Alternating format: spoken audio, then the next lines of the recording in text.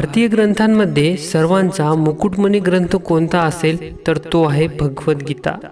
या प्राचीन ग्रंथाने आपल्या सर्वांना जीवन कसे जगावे हे सांगितले आहे। हा ग्रंथ अर्जुन आणि श्रीकृष्ण यांचे भोवतीच फिरतो। अर्जुन या ग्रंथाचा नायक असून श्रीकृष्ण हे महानायक आहेत। आपला प्रिय मित्र अर्जुन यास जीवनातील अडचणी सोडवण्यासाठी सांगितलेले तत्वज्ञान म्हणजेच भगवद्गीता होय। मनुष्याच्या जीवनात निर्माण होणाऱ्या अनेक प्रश्नांची उत्तरे या एकमेव ग्रंथात आपल्याला मिळतात। अर्जुनाने जेव्हा माझ्यासमोर माझ्या रक्ताचे नातेवाईक काका, मामा, भाऊ, गुरु आहेत, मी यांच्याशी युद्ध कसा करू असा प्रश्न केला, तेव्हा भगवान श्रीकृष्णाने अर्जुनाला जो उपदेश दिला तिलाच आपण भगवद्गीता असे म्हणतो। युद्धाच्या वेळी रणांगणावर अर्जुनाला नातेसंबंधाचा मोह झाला होता। तेव्हा तो आपल्या कर्तव्यापासून दूर जात होता। तेव्हाच श्रीकृष्णाने त्याला उचित उपदेश देऊन त्याच्या मोहाचा विनाश केला होता।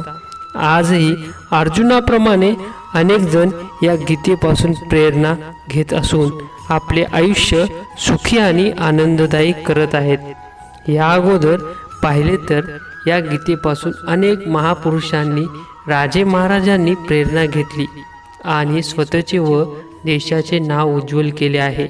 जसे की राष्ट्रपिता महात्मा गांधी, डॉक्टर बाबासाहेब आंबेडकर, छत्रपती शिवाजी महाराज, स्वामी विवेकानंद, महाराणा प्रताप, पृथ्वीराज चव्हाण आदी यांच्यावर भगवद्गीतेचा प्रभाव पडलेला आहे।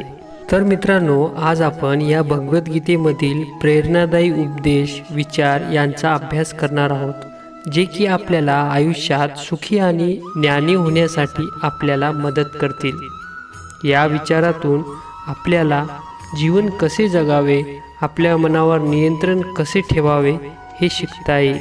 म्हणून माझ्या सर्व मित्रांना विनंती की सदरचा हा व्हिडिओ आपण कुठेही स्किप न करता पाहावा आणि या व्हिडिओमधून आपल्या ज्ञानामध्ये थोडीशीही भर पडली असेल, जर तुम्हाला वाटले तर या व्हिडिओला लाईक करून चॅनलला आवर्जून सबस्क्राईब करा। तर चलाच आपण कसलाही वेळ न घालवता व्हिडिओला सुरुवात करूया। जे आपल्या मनावर नियंत्रण ठेवत नाहीत त्यांचे मन त्यांचा सर्वात मोठा शत्रू आहे। काम, क्रोध आणि लोभ हे नरकाचे 3 प्रवेशद्वार आहेत। ते आत्म्याचा नाश करणारे, अर्थात त्याला अधोगतीला नेणारे आहेत। म्हणून त्या तिन्हींचाही त्याग करावा। जे व्हायचे आहे ते होणारच आणि जे व्हायचे नाही ते कधीच होणार नाही, असा निश्चय ज्यांच्या बुद्धीमध्ये असतो त्यांना चिंता कधीच सतावत नाही। मी करतो अशी भावना मनामध्ये उत्पन्न होते, यालाच अहंकार म्हणतात। जीवन ना भविष्यामध्ये आहे ना भूतकाळात आहे, जीवन फक्त या क्षणातच आहे। उत्पन्न होणारी प्रत्येक वस्तू स्वतःच नष्ट होते। जी वस्तू उत्पन्न होत नाही ती कधीच नष्ट होत नाही। आत्मा अजरामर आहे, शरीर नश्वर आहे।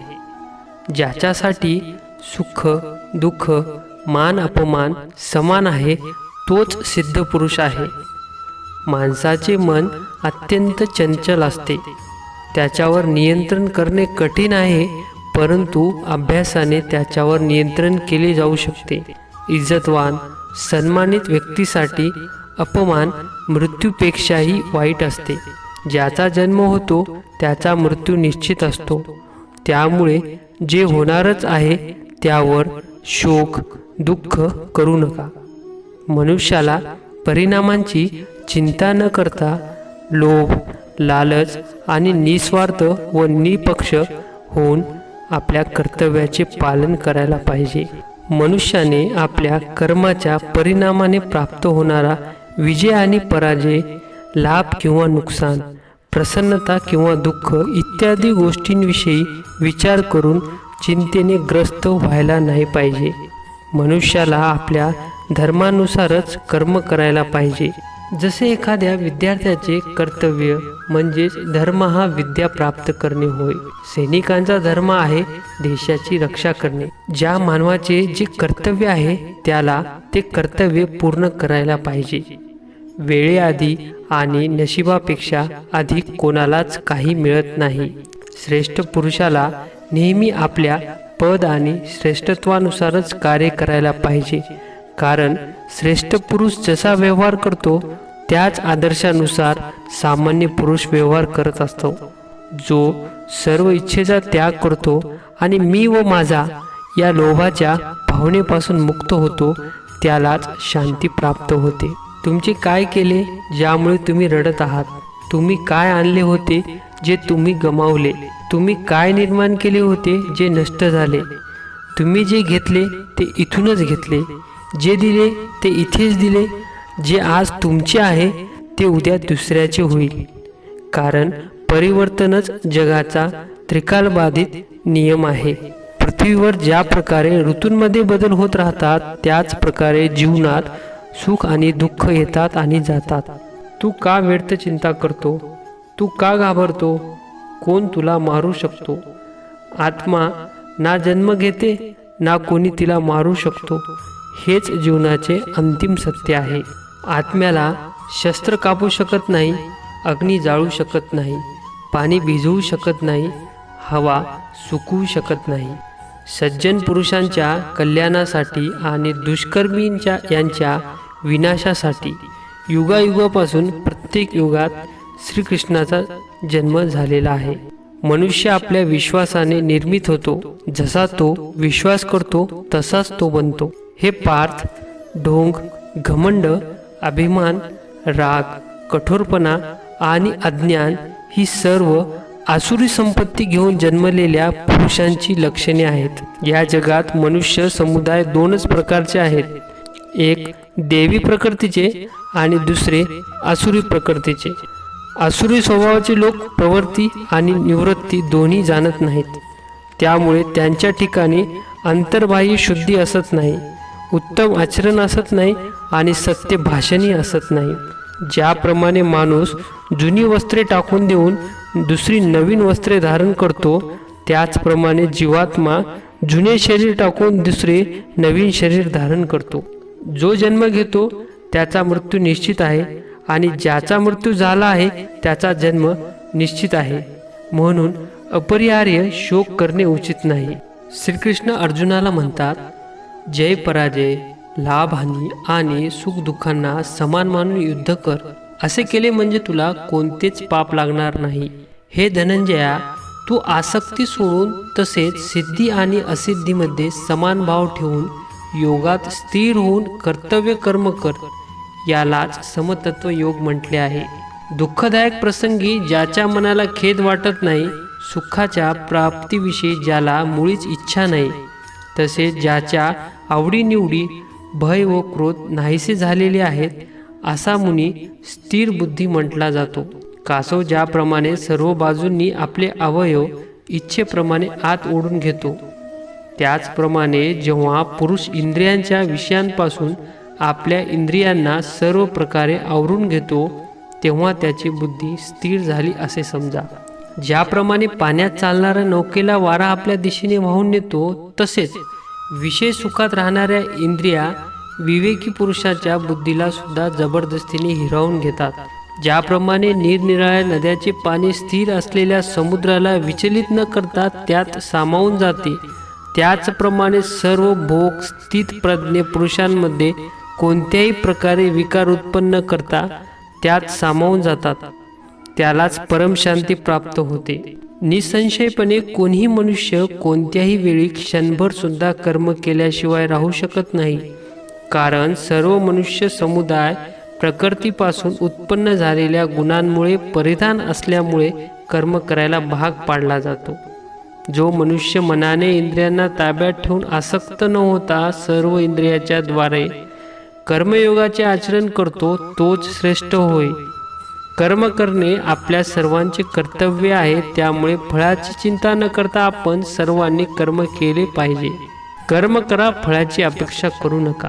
ज्या जीवात्म्यांनी आपले मन पूर्णपणे जिंकले आहे त्या जीवात्म्याचा मन मित्र आहे, आणि ज्याने मन जिंकले नाही त्याचे मन शत्रूसारख्या दिसणाऱ्या विषय भोगांमध्ये रमलेले असते. ज्याप्रमाणे एकच सूर्य या संपूर्ण ब्रह्मांडाला प्रकाशित करतो, त्याचप्रमाणे एकच आत्मा संपूर्ण शरीराला प्रकाशित करतो. निद्रा, भय, चिंता, दुःख, घमंड इत्यादी दोष राहतील, ते दूर होणारच नाहीत असे मानणारा व्यक्ती भित्रा असतो. मी फक्त ईश्वराचा आहे आणि ईश्वर माझा आहे केवळ असे मानल्याने ईश्वराशी आपला संबंध जोडला जातो. नेहमी आसक्तीपासूनच कामना, इच्छेचा जन्म होतो. जो व्यक्ती शंका करतो त्याला कधीच सुख प्राप्त होत नाही. जे वास्तविक नाही त्याला कधीच घाबरू नका. बुद्धिमान व्यक्ती ईश्वराशिवाय इतर कोणावरही अवलंबून राहत नाही. तुम्ही त्या गोष्टीवर शोक करता ज्या शोक करण्याच्या लायकीच्या नाहीत. एक बुद्धिमान व्यक्ती जिवंत किंवा मृत व्यक्तीसाठी शोक कधीच करत नाही. जेव्हा व्यक्ती आपल्या कामातून आनंद प्राप्त करतो तेव्हा तो परिपूर्ण असतो. मानवाने आपल्या कर्तव्याचे पालन करताना मानव कल्याणाला प्राथमिकता द्यायला पाहिजे. मनुष्याचे मन इंद्रियाच्या चक्रव्यूहामुळे भ्रमामध्ये राहते. ते वासना, लोभ, आळस यासारख्या वाईट सवयीने ग्रासित झालेले असते. त्यामुळे मनुष्याला आपल्या मनावर आणि आत्म्यावर पूर्ण नियंत्रण असायला पाहिजे. जो व्यक्ती ज्या प्रकारे ईश्वराला स्मरण करतो त्यानुसार ईश्वर त्या व्यक्तीला फळ देतो. क्रोधाने मनुष्याचा विवेक मरतो, त्यामुळे त्याची स्मृती भ्रमित होते. स्मृती भ्रमित झाल्याने मनुष्याची बुद्धी नष्ट होते आणि बुद्धीचा नाश झाल्याने मनुष्य स्वतःच आपला नाश करतो. ज्या भीतीमुळे तुमचा आत्मविश्वास कमी होत असेल तर अशा भीतीला मुळापासून नष्ट केले पाहिजे. आपण कोणाबद्दलही स्वबुद्धीने विचार करून त्याच्याबद्दल चुकीचा अनुमान लावायचा नाही, कारण की आपल्याला माहीत नाही त्याच्या जीवनात तो किती अडचणींचा सामना करत आहे. या स्वार्थी जगात तुम्ही कोणत्याही एकाचेच होण्याचा प्रयत्न करत असाल तर तुम्हाला दुःख सहन करण्यासाठी तयार राहावे लागेल. कोणत्याही मनुष्याला तुम्ही जास्त सुधारण्याचा प्रयत्न केला तर तो शेवटी तुमचा शत्रू नक्कीच होणार. जो मूर्ख मनुष्य असतो तो तर स्वतःचे नुकसान करतोच, परंतु त्याच्यासोबत असणाऱ्याचे सुद्धा तो नुकसान करतो. सांगितले जाते की धर्म हा पैशापेक्षा मोठा असतो, परंतु मंदिरामध्ये लवकर दर्शन घेण्यासाठी जास्तीचे पैसे मोजावे लागतात. निश्चितच नाही की सर्व शिकवणी या मनुष्याला पुस्तकातूनच मिळतील, तर काही जीवनातून शिकायला मिळतात, काही नातेसंबंधातूनही शिकायला मिळतात. सध्या जरी आपण अडचणीत असलो तरी सर्व काही ठीक आहे असे म्हणण्याची सवय असली की माणूस पुढे जातो, सुखी होतो. स्वतःला एवढेही कमजोर करू नका की आपल्याला दुसऱ्याच्या उपकाराची गरज पडेल. मूर्ख आणि धूर्त माणसाची सर्वात मोठी ओळख हीच आहे की त्यांना तुम्ही जेवढी जास्त इज्जत द्याल तेवढे जास्त ते तुम्हाला अपमानित करतील. मोठा मनुष्य होणे चांगली गोष्ट आहे, परंतु चांगला माणूस होणे त्याहीपेक्षा मोठी गोष्ट आहे. श्रीकृष्ण म्हणतात, आपल्याला जी वेळ आत्ता मिळाली आहे तिचा पुरेपूर वापर करा. त्याच वेळेला चांगले करण्याचा प्रयत्न करा. जर तुम्ही माझी चांगली वेळ येणार म्हणून वाट पाहत बसाल तर ती वेळ कधीच येणार नाही. शेवटी तुमच्या पदरी पडेल ती केवळ निराशा. आयुष्यात त्रास, अडचणी यांसारख्या गोष्टींना त्यालाच सामोरे जावे लागते जो की स्वतःच्या जबाबदाऱ्या स्वतःवर घेतो आणि शेवटी जीवनाच्या या प्रवासात यशस्वी होतो. आयुष्यात जे जबाबदाऱ्या घेतात ते कधीच पराजित होत नाहीत. शेवटी ते जिंकतात किंवा त्यातून काहीतरी चांगले शिकतात. म्हणून सर्वांनी जबाबदाऱ्या घ्यायला शिकलेच पाहिजे. या जगातील सर्वात मौल्यवान गोष्ट कोणती असेल तर ती म्हणजे विश्वास, जे की आपण आपल्या संपूर्ण आयुष्यात कमवत असतो. काहींना तर या आयुष्यात कमविणे सुद्धा जमत नाही. ईश्वरावर विश्वास असा करा की जसे एखाद्या लहान बाळाला आपण हातावर घेऊन हवेमध्ये उंचावून परत पकडतो तेव्हा ते बाळ न रडता हसायला लागते. तीळ मात्र घाबरत नाही, कारण की त्याला माहीत आहे तुम्ही त्याला खाली पडू देणार नाही. आपण सर्वांची सेवा केली पाहिजे, परंतु त्यापासून कसलीही अपेक्षा आशा ठेवू नये, कारण सेवा केल्याची खरी किंमत ही ईश्वराकडेच केली जाते. माणूस तर सामान्य प्राणी आहे. नेहमी मनुष्याने स्वप्नही मोठी पाहिली पाहिजे. जरी चंद्र मिळाला नाही तरी आकाशात झेप तरी घ्यायला मिळेल. ईश्वराच्या निर्णयावर मनुष्याने कधीच शंका करू नये. कारण जर आपल्याला शिक्षा मिळत असेल तर आपण समजून घेतले पाहिजे आपल्या हातून चूकसुद्धा झालीच असेल. आणि जर तुम्ही बरोबर असाल तर तुम्ही बरोबर आहात हे कुणालाही सिद्ध करण्याची गरज नाही. तुम्ही आहे तसे राहा. योग्य वेळ आली की देवच तुमच्यासोबत उभा राहील. अशा ठिकाणी बसून रडणे खूप समाधान वाटेल ज्या ठिकाणी भगवान श्रीकृष्णाशिवाय कोणीही ऐकायला नसेल. जेवढा वेळ तो तुम्हाला वाट पाहायला लावत आहे ना, वेळ आली की तो एवढे काही तुम्हाला देईल की तुम्हाला घेण्यास तुमची झोळीसुद्धा अपुरी पडेल.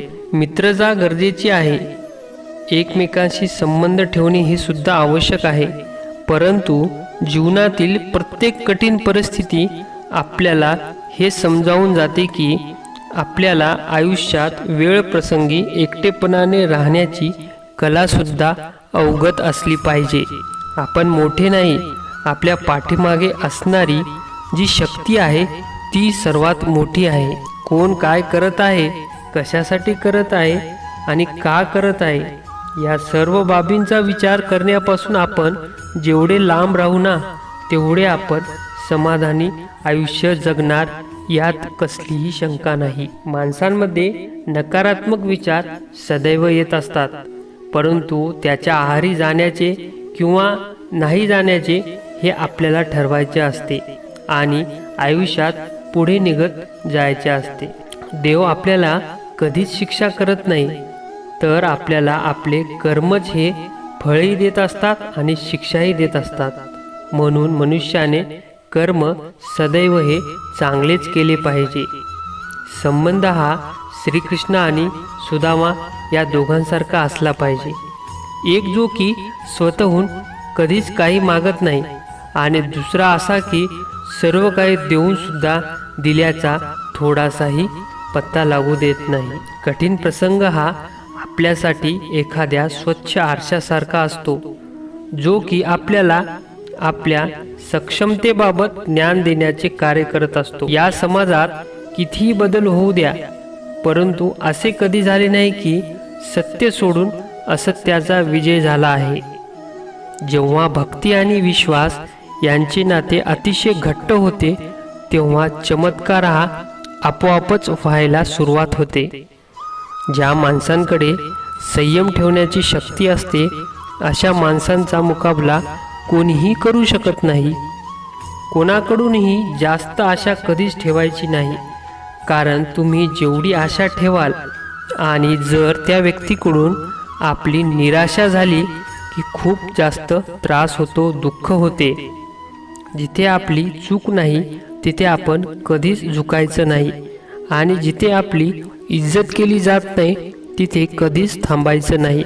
एकटेच चालायला शिकायचे, कारण की आपला आधार कितीही खरा असू द्या तो एक ना एक दिवस त्याची लायकी दाखवल्याशिवाय, लायकी बोलून दाखवल्याशिवाय राहत नाही. जीवनातील अर्धे दुःख हे आपल्याला आपण चुकीच्या लोकांकडून अपेक्षा ठेवल्यामुळे येत असते. त्यामुळे आशा ठेवायची असेल तर स्वतःकडूनच ठेवलेली बरी असते. निस्वार्थी माणूस हा मतलबी नसतो, तो फक्त दूर होतो अशा लोकांपासून ज्यांना त्याची किंमत नसते. जो मनुष्य रडत रडत रागामध्ये जो काही बोलतो तो खरा असतो, कारण की राग आणि रडणे हे मनुष्याला खरे बोलायला मजबूर करत असते. जो मनुष्य तुमचा राग वैताग सहन करून सुद्धा तुमची सोबत कधीच सोडत नाही, तर तेव्हा तुम्ही समजून घेतले पाहिजे की त्याच्या एवढे तुमच्यावर कुणीच प्रेम करत नाही. श्रीकृष्ण म्हणतात की तुम्ही आयुष्यात असे कार्य करा की तुमचे आई वडील सदैव देवाला जेव्हा जेव्हा प्रार्थना करतील ना तेव्हा म्हणाले पाहिजे, प्रत्येक जन्मात मला अशीच संतती लाभू दे. जेव्हा जेव्हा भगवंताला तुम्हाला काही मागायचे असेल तर तुम्ही आवर्जून भगवंतालाच माझ्यासोबत राहा असे वरदान मागा. कारण की जर भगवंतच तुमच्यासोबत असेल तर सर्वच तुमचे असेल. आपण तोपर्यंत एखाद्या व्यक्तीसोबत भांडण रागराग करतो जोपर्यंत आपली आशा आकांक्षा त्या व्यक्तीकडून असते. एकदा का आपली आशा संपली की आपले हळूहळू रागराग करणे समाप्त होते. मनुष्याने इतरांकडून सोबती राहण्याची जास्त आशा करू नये. कारण की अंधार पडला की मनुष्याची सावली सुद्धा त्याची सोबत करू शकत नाही. नेहमी लक्षात ठेवले पाहिजे, खोटारडा धूर्त व्यक्ती हा नेहमी गोडगोड बोलतो आणि जो व्यक्ती खरा असतो त्याचे बोलणे सुद्धा सर्वांना कडवट लागते. कोण कोणाचा आहे, जवळचा की लांबचा, हे सर्व येणारी वेळ ठरवत असते. आणि जे वेळेनुसार स्वतःमध्ये बदल करत असतात तेच या आयुष्यात या काळामध्ये पुढे जात असतात. जे लोक दुसऱ्यांच्या चेहऱ्यावर आनंद पाहू इच्छितात त्यांच्या चेहऱ्यावरील आनंद ईश्वर कधीच कमी होऊ देत नाही. जर एखादा तुमच्याकडून प्रेमाची इच्छा व्यक्त करत असेल तर ती त्याची मजबुरी नसून तुमच्याबद्दल त्याच्या हृदयात असलेले निस्वार्थ प्रेम आणि विश्वास होय. श्रीकृष्ण म्हणतात, ज्याप्रमाणे हवा कधीच एका दिशेने वाहत नाही, ती वेळोवेळी दिशा बदलत असते, त्याचप्रमाणे मनुष्याचे नशीब सुद्धा वेळोवेळी बदलत असते. त्यामुळे वेळ खराब आहे म्हणून रडत बसायचे नाही, तर योग्य वेळ येण्याची वाट पाहायची. कारण वेळ ही नक्की बदलत असते. लक्षात ठेवा, जर वाईट लोक एक वेळा सांगितल्यावर समजले असते आणि सुधारले असते तर भगवान श्रीकृष्णांनी महाभारत कधीच होऊ दिले नसते. देव तुम्हाला सुखाची यशाची वाट पाहायला लावत आहे, त्यामुळे तुम्ही निराश होऊ नका. हा काळ निघून गेला की देव तुम्हाला एवढे काही देऊन टाकेल की तुम्हाला घेण्यासाठी तुमची झोळी सुद्धा अपुरी पडेल. फक्त तुम्ही देवावर विश्वास ठेवा. जर एखादी अडचण सोडवायची असेल तर आपण त्यावर मार्ग शोधायला पाहिजे. नाहीतर लोक फक्त कारणे देतात म्हणून आयुष्यात ते कधीच यशस्वी होत नाहीत. जर प्रेम करणारा एखादा मनुष्य तुम्हाला त्रास देणे, परेशान करणे, बोलणे सोडून देतो तेव्हा आपण समजून घेतले पाहिजे की आपण त्याला गमावले आहे. दुसऱ्यांचे चांगले करणाऱ्या मनुष्यालाच नेहमीच त्रास होतो. कारण की नेहमी जे वृक्ष चांगले रसाळ फळे देतो त्याच वृक्षाला लोक दगड मारत असतात, त्यालाच त्रास देतात. त्यामुळे आपण विचार न करता पुढे जायचं आहे. आजच्या या युगात तुम्हाला सुखी व्हायचं असेल तर तुम्हाला स्वार्थी व्हावे लागेल. हे मी सांगत नाही, तर या युगातील एक कटू सत्य आहे. जे लोक आपल्या प्रेमळ भावनांना मुळीच किंमत देत नाहीत त्यांच्या मागे पुढे करणे म्हणजे प्रेम नव्हे तर निव्वळ मूर्खपणा आहे. जसे वारा हा ऋतू बदलण्याची शक्ती ठेवू शकतो, त्याचप्रमाणे मिळालेला आशीर्वाद सुद्धा तुमच्यावरील संकट दूर करण्याची शक्ती ठेवू शकतो. जे मनात आहे ते बोलण्याची ताकद असली पाहिजे. तसेच जे दुसऱ्याच्या मनात आहे ते समजून घेण्याची सुद्धा समजदारी असली पाहिजे. आपले इतरांसोबत असणारे नाते कधीच तुटू शकत नाहीत. फक्त आपल्याला ते जपण्यासाठी हिम्मत, प्रेम, सातत्य, समजदारपणा या सर्व बाबींची सांगड एकत्र केली पाहिजे हे लक्षात असावे लागते. जर आपण एखादे काम सुरूच केले नाही तर ते कधीच संपू शकत नाही, हे एक सत्य आहे. कोणतेही कामाचा सर्वात कठीण भाग म्हणजे ते काम सुरू करणे. त्यानंतर मागे यायचे नाही. त्यानंतर अजून कठीण परिस्थिती येणार, परंतु त्यानंतर येणारा काळ हा तुमच्या भविष्यासाठी उज्ज्वल करणारा असेल.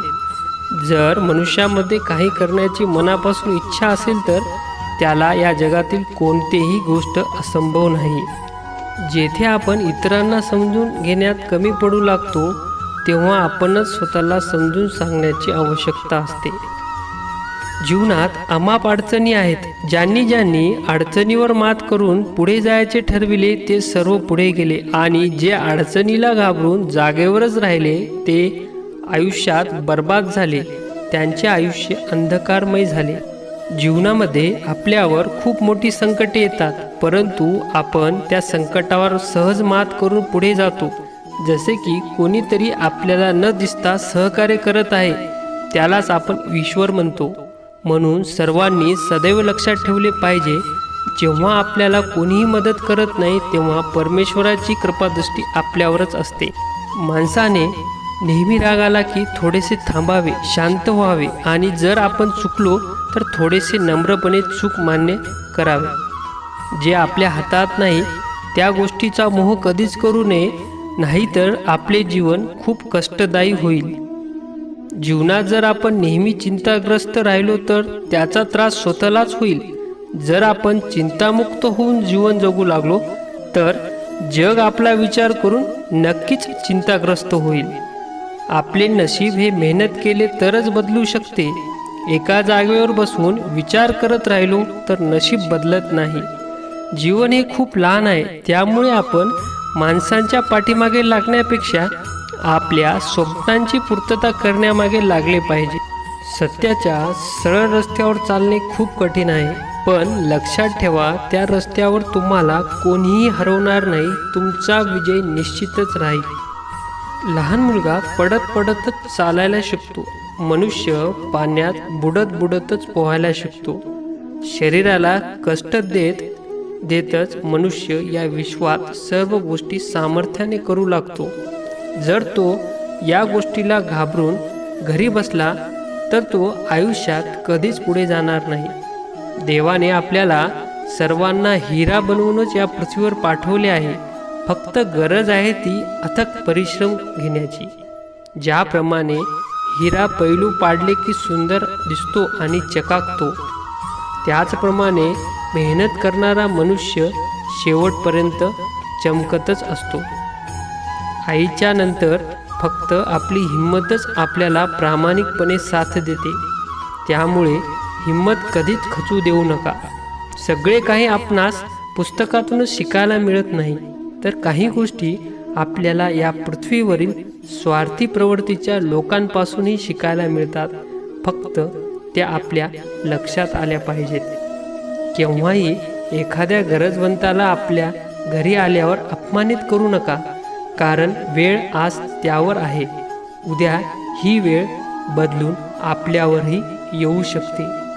देवाची दृष्टी बदलायला जास्त वेळ लागत नाही. तुम्हाला कोणी समजून घेतले नाही म्हणून तुम्ही कधीच नाराज व्हायचे नाही, कारण या जगात चांगले पुस्तके, चांगली माणसे समजून घ्यायला लोकांना फार वेळ लागतो. काही शब्द हे काट्यापेक्षाही जास्त टोचतात. काट्याचे घाव काही दिवसात भरून निघतात, परंतु मनाला लागलेले काट्याचे शब्द आयुष्यभर आठवणीतच राहतात.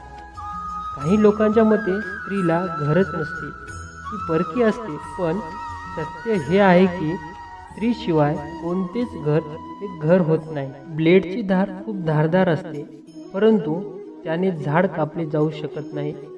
याउलट कुऱ्हाड खूप मजबूत असते, परंतु ती केस कापू शकत नाही. यावरून असे दिसून येते की प्रत्येकामध्ये काहीतरी विशिष्ट गुणधर्म असतो.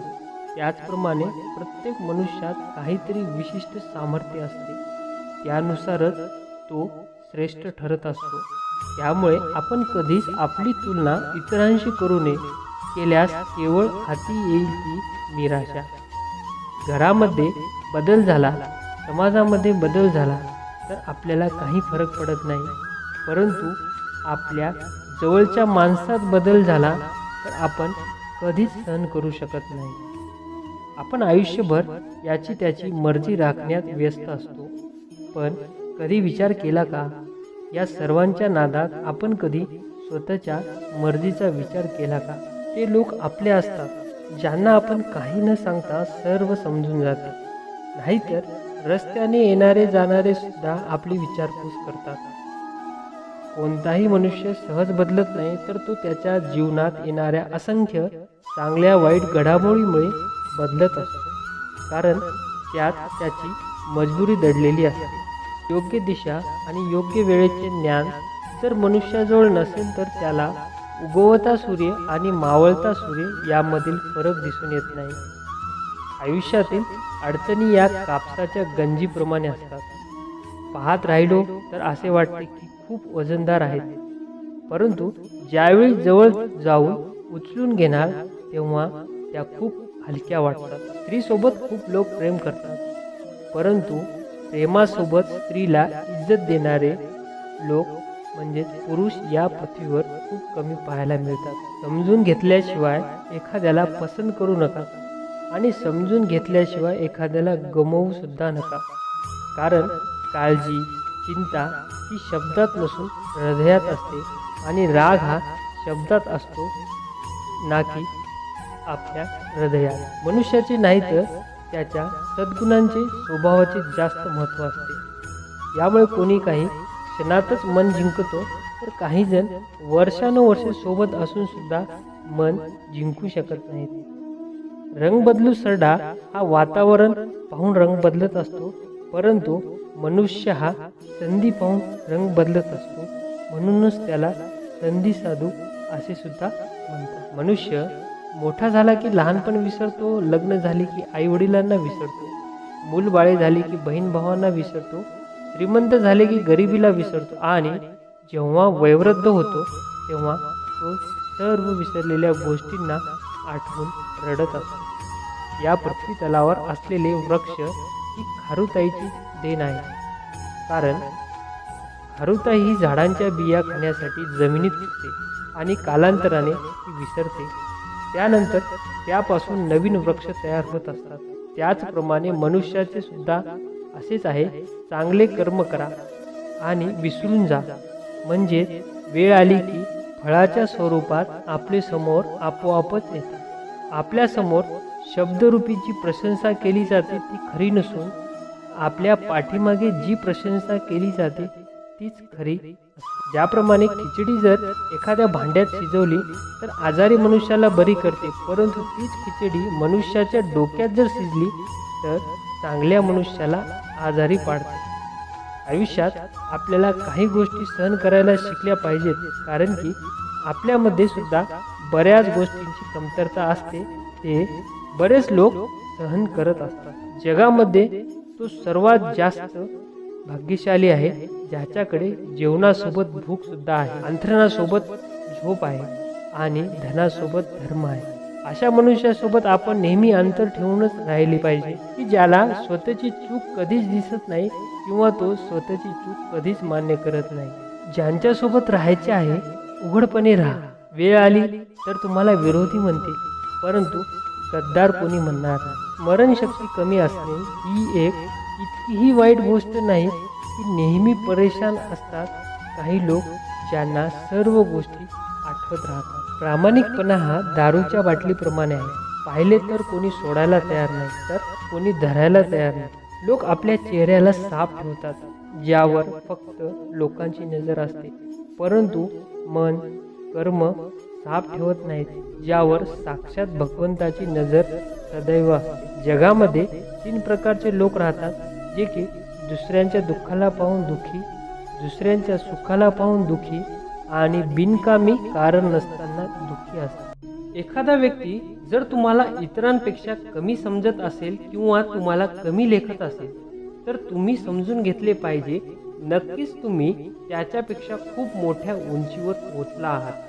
त्यामुळे त्यास न घाबरता आपण आपल्या ध्येयाकडे वाटचाल सुरूच ठेवली पाहिजे. जीवन आपल्याला आपल्या स्वतःच्या इच्छेने जगण्यासाठी ईश्वराने दिले आहे, म्हणून आपण लोकांचा विचार न करता ते काय म्हणतील याबाबत विचार करून व्यर्थ जाऊ देऊ नका. एखाद्याच्या वाईट समयी आपण त्याचा हात धरून त्याची साथ दिली पाहिजे, त्याचा आधार होऊन त्याला हिंमत दिली पाहिजे. कारण वाईट वेळ ही काही काळाने निघून जाते, परंतु तो व्यक्ती तो काळ आठवून आयुष्यभर आपल्याला आशीर्वाद देत राहतो. मनुष्य सकाळपासून ते संध्याकाळपर्यंत काम करून जेवढा थकत नाही त्याही पेक्षा जास्त तो सतत चिंता आणि राग यामुळे थकत असतो. ईश्वराशी आपला संबंध, आपले नाते हे प्रामाणिकपणाचे असले पाहिजे, म्हणजे आपल्याला कुणाची आवश्यकता पडणार नाही. याउलट तुम्हीच सर्वांची एक गरज होणार हे नक्कीच. राय देण्यासाठी हजारो लोक पुढे पुढे करतात, परंतु खरंच ज्यावेळी साथ देण्याची वेळ येते तेव्हा केवळ भगवंतच येतात. ज्यावेळी आपण यशाच्या शिखरावर पोहोचलेलो असतो तेव्हा खूप जण आपल्याला मिठी मारतात, परंतु जेव्हा आपण अपयशी होतो तेव्हा आपल्याजवळ कोणीही येत नाही. जो कोणी आपल्याजवळ येतो आणि आपल्याला मिठी मारतो तोच खऱ्या अर्थाने आपला असतो. आपल्या जवळच्या लोकांना आपल्या निजी गोष्टी कधीही सांगू नये, कारण जो आज आपल्यासोबत आहे उद्या तो आपल्या विरोधात सुद्धा जाऊ शकतो आणि आपल्यालाच अडचणीत आणू शकतो. फायदा नसताना कोणीही आपली इज्जत करत नाही, म्हणून आपण स्वतःला एवढं सामर्थ्यवान आणि प्रतिभावंत बनविले पाहिजे की लोकांनी फायदा नसताना सुद्धा आपली इज्जत केली पाहिजे. ईश्वर नेहमी म्हणत असतो की झोपण्यापूर्वी तुम्ही मित्र व शत्रू यांना क्षमा करावी आणि तुम्ही सकाळी उठण्याच्या अगोदर मी तुम्हाला क्षमा करेन. ईश्वर हे प्राणवायू सारखे आहेत ज्यांना आपण कधीच पाहू शकत नाही, परंतु त्यांच्याशिवाय राहू पण शकत नाही. आपण स्वतःचे एक मित्र पण आहोत आणि सर्वात मोठे शत्रू पण. त्यामुळे आपल्या मदतीला कोणाची अपेक्षा ठेवण्यापेक्षा स्वतःची मदत केलेली सर्वात उत्तम होय. मोठमोठ्या गप्पा मारायला जेव्हा मनुष्य शिकतो म्हणजे तो मोठा समजदार झाला नाही, तर जेव्हा तो लहान लहान गोष्टीतून काही कामाची शिकतो तेव्हा तो खऱ्या अर्थाने समजदार आणि मोठा झाला आहे हे म्हणणे उचित ठरेल. आपण किती वेळा योग्य आज्ञाधारक वागलो हे कोणीही लक्षात ठेवत नाही, तर जेव्हा जेव्हा आपण चूक वागलो की नक्कीच सर्वजण आठवण ठेवतात. दररोज रात्री झोपण्याच्या अगोदर आपण आपल्या दिवसभरातील घडामोडी भगवंताला सांगाव्यात. जर आपल्यामुळे एखाद्याचे मन दुखावले असेल तर मनातल्या मनात त्याची क्षमा मागावी, किंवा तुमचे कोणी मन दुखावले असेल तर त्यास क्षमा करावी आणि आपली चिंता ताणतणाव या सर्व गोष्टी भगवंताच्या स्वाधीन कराव्या. त्यानंतर झोपी जावे. खरंच तुम्हाला विश्वास बसणार नाही, तुमचे जीवन खूप आनंददायी होईल. रागामध्ये बोलण्यात आलेला एक शब्द इतका विषारी असतो की आपण बोललेल्या हजारो प्रेमाच्या शब्दांना तो एका क्षणातच नष्ट करून टाकतो. श्रीकृष्ण म्हणतात की जो तुम्हाला संधी देतो त्याला कधीच धोका देऊ नये, आणि ज्यांनी तुम्हाला धोका दिला आहे त्यांना कधीच संधी द्यायची नाही. जेव्हा तुम्ही यशाची एक एक पायरी वर चढत असता तेव्हा तुमच्या मागे राहिलेल्या लोकांसोबत चांगली वागणूक ठेवावी, कारण ज्यावेळी तुमची अधोगती सुरू होईल त्याचवेळी हेच सर्व लोक तुमचा आधार होतील. भगवंत म्हणतात, हे मानवा, तू कोणाचेही वाईट करू नकोस, मी तुझे सुद्धा वाईट होऊ देणार नाही. जीवनात आपल्या सुखी आनंदी जर राहायचे असेल तर आपल्याला एका शांत सरोवराप्रमाणे राहावे लागेल, ज्यामध्ये कोणी विस्तव जरी टाकला तरी तो लगेच शांत होईल. जोपर्यंत आपण स्वतः त्रास भोगणार नाही तोपर्यंत आपल्याला इतरांच्या त्रासाचे महत्त्व लक्षात येणार नाही.